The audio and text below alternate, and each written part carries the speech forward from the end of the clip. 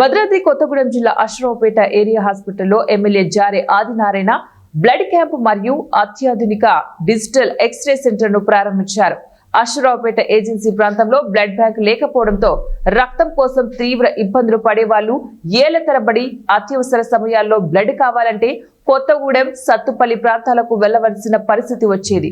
స్థానిక ఎమ్మెల్యే చొరవతో రక్తనిధి ఏర్పాటవడంతో ఏజెన్సీ వాసులు కష్టాలు తీరనున్నాయి. అత్యాధునిక ఎక్స్రే సెంటర్ ను సైతం ఏరియా హాస్పిటల్లో ఏర్పాటు చేయడంతో స్థానికులు హర్షం వ్యక్తం చేస్తున్నారు.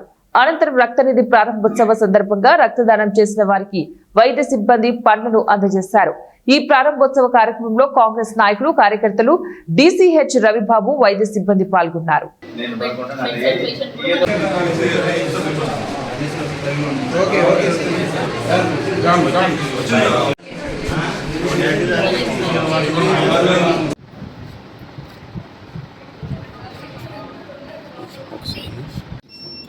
బయటకి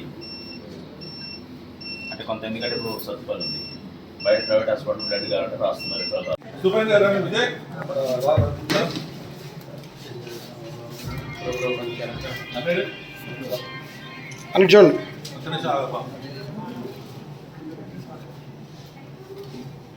ఓకే